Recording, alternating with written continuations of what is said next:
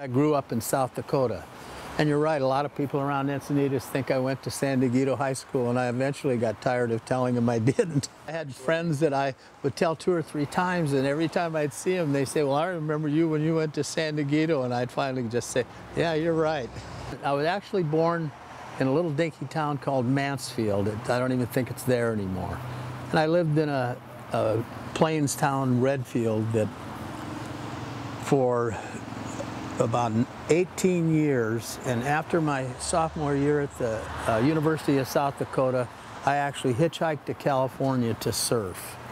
I had just gotten out of school that spring at the university, and I was working as a hod carrier or a cement guy, and it was the 1st of June, and the temperature was already up over 100 degrees, and I worked for 1 solid week, 10 hours a day, got paid for 60 hours and got a check for, I believe, $48, as I remember.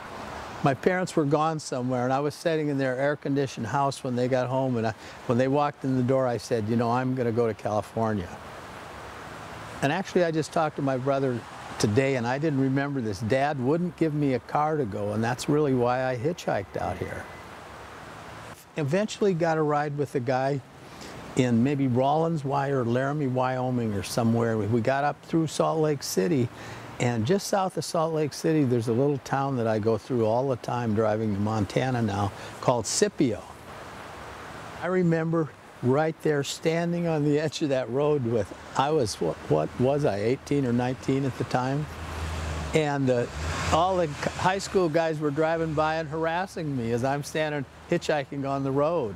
Finally, somebody picked me up and drove me into Fillmore, Utah, where I caught a bus, and I think got home from South Dakota, got back to here,